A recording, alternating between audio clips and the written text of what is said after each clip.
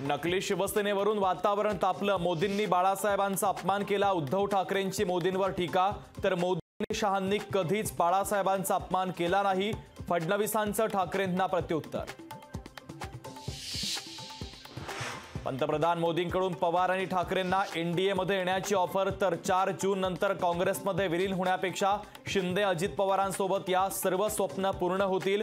नंदुरबारमधल्या सभेत मोदींचं वक्तव्य। जे देशाच्या हिताचं नाही तिथे मी आणि माझे सहकारी जाणार नाही। मोदींची ऑफर शरद पवारांनी नाकारली। अरे पठ्ठ्या तू आमदार कसा होतो तेच मी बघतो। अजित पवारांचा राष्ट्रवादी शरद पवार पक्षाचे आमदार अशोक पवार यांना ओपन चॅलेंज।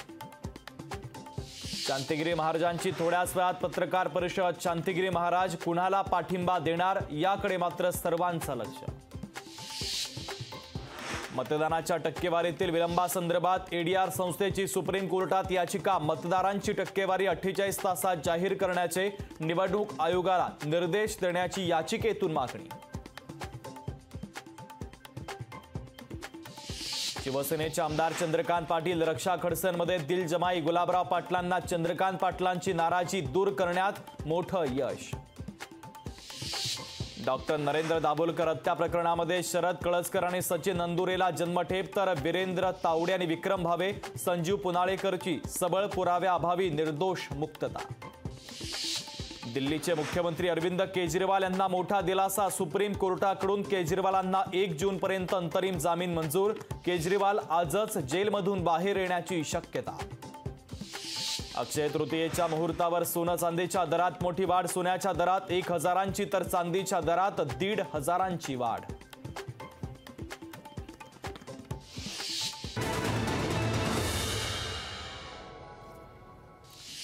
भाजपला यावेळेस सर्वात मोठ्या पराभवाला सामोरं जावं लागेल। राहुल गांधींची भाजपवर टीका। कल्याणमधील शिवसेना पदाधिकाऱ्याला धमकी। शिवसेना पदाधिकारी अरविंद पोटेंना जीवे मारण्याची धमकी।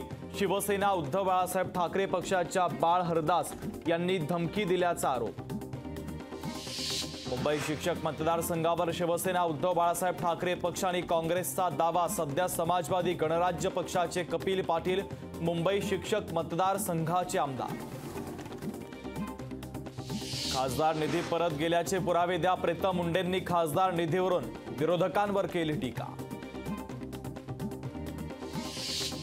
काही नेत्यांनी मोदींवर वाईट वेळ आणली त्यामुळे मोदींना निवडणुकीमध्ये महाराष्ट्रातच मुक्काम करावा लागतोय। जरांगे पाटलांचा पंतप्रधान नरेंद्र मोदी यांच्यावर हल्लाबोल। वोट बँकेला आरक्षण देण्याचा काँग्रेसचा अजेंडा। नंदुरबारमधून पंतप्रधान मोदींचा काँग्रेसवर हल्लाबोल। पुण्यात रवींद्र धंगेकरांच्या नावानं साड्या वाटप। निवडणूक भरारी पथकाकडून समर्थकावर गुन्हा दाखल। आचारसंहिता उल्लंघन केल्याप्रकरणी गुन्हा दाखल। वेळेत वेतन द्या अन्यथा फौजदारी स्वरूपाची अवमान याचिका दाखल करणार। एसटी कामगार संघटनेचा एसटी महामंडळाला इशारा। पाटणमध्ये अवकाळी पावसाची हजेरी। तर अवकाळी पावसामुळे शेतकऱ्यांची तारांबळ। पावसामुळे नागरिकांना उकाड्यापासून मोठा दिलासा। रायगडच्या पाताळगंगा एमआयडीसीमध्ये भीषण आग। सोनी केमिकल कंपनीमध्ये आग लागल्याची माहिती। परिसरामध्ये आगीसह धुराचे प्रचंड लोट।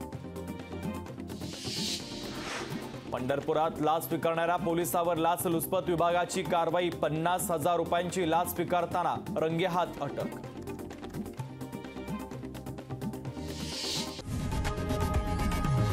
लोकशाही मराठी ऐका, पहा, जागरूक रहा।